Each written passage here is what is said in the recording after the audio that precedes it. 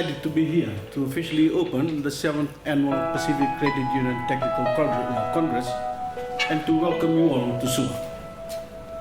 A very special welcome to Fiji, to those of you from other parts of the Pacific region. I know as a credit union member myself, the important role you all play in our financial sectors and our economies, and the service you provide for many thousands of members. So I welcome both the opportunity to be here and to say a few words that may provide some food for thought. This Congress is not only an important networking event, but a forum for the exchange of ideas and information. It brings together credit union movements, their leagues, federations, and government regulators from throughout the Pacific region. I know that in the 3 days ahead of you, you intend to have a robust dialogue about the state of the movement, to share your experiences, learn from each other, and of course return home with fresh insights to improve the level of your service to your members.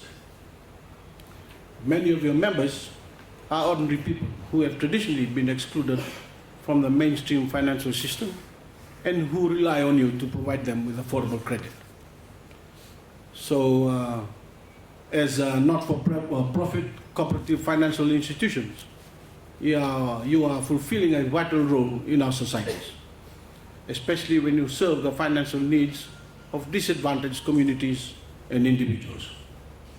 The notion of credit unions being organizations inspired by the community, for the community, has taken root all over the world. My government is a great supporter of empowering ordinary Fijians by providing them with access to affordable credit. You have been powerful allies in keeping our people from falling victim to greedy moneylenders. But we are equally insistent that credit unions are bound by the same high standards of governance and accountability that apply to other financial institutions. As we all know, Fiji has had a patchy record in this regard, as have some of its neighbors, not only with credit unions, but the mainstream banking system. So I believe my most important contribution to this event is to remind you all of what can go wrong if proper standards aren't adhered to. And to remind you of your obligations, not only to your members and their own fragile circumstances, but your obligations to the countries in which you operate. Back in February, I had the pleasure to launch the Home Finance Company Bank, an institution different from the commercial banks in that it is 100% owned by the Fijian people. HFC is a joint venture between our National Superannuation Fund, the FNPF, which owns 75% of the bank, and the Unit Trust of Fiji, which holds the remaining 25%. So in a very real sense, every Fijian has a stake in HFC, and their fortunes are directly linked to its success.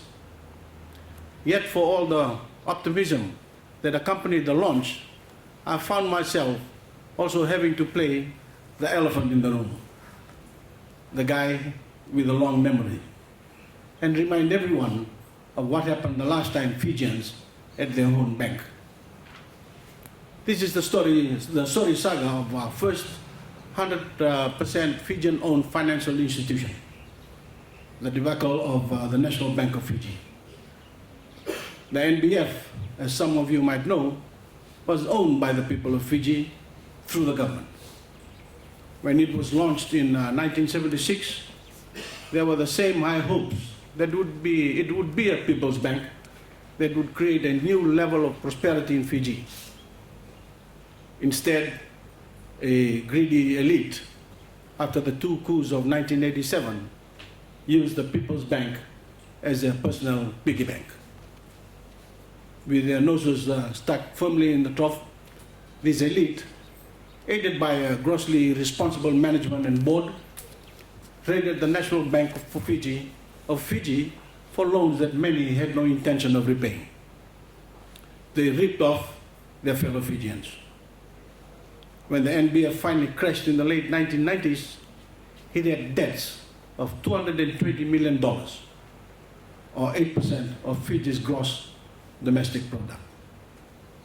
It remains the biggest financial scandal in Fiji's history and must never be forgotten and must never be repeated. The ultimate blame, of course, lies with other governments, which presided over a prolonged period in which the funds of ordinary Fijians were misappropriated. These elites effectively robbed their own countrymen and women, decent, hardworking, ordinary people who had put their trust in the bank and the government. Our Reserve Bank, which is meant to oversee the system, also shoulders some of the blame for failing to see what was happening, turning a blind eye to it, or at the very least, failing to go public with its concerns. By the time the whole fiasco ended, 51% of the remnants of the NBF was sold off to foreign interests for what was widely considered a pittance. Any notion of good governance took second place to other governments' political interests. After all, many of those treating the NBF as their personal piggy bank were its ministers, supporters, and hangers-on.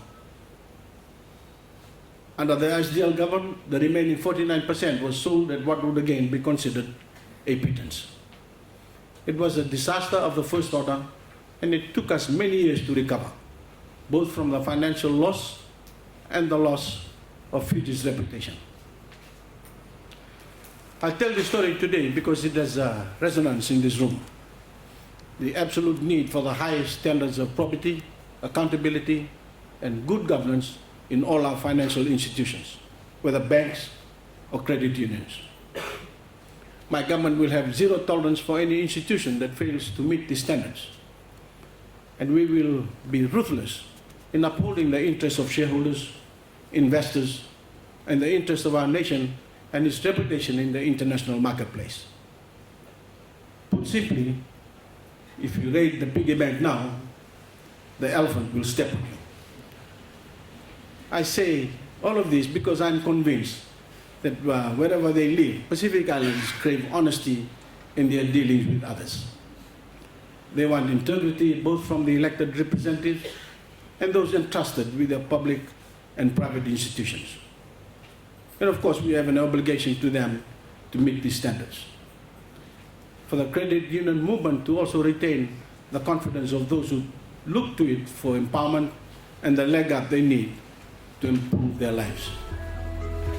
Ladies and gentlemen, with those words, I wish you well in the deliberations over the next 3 days.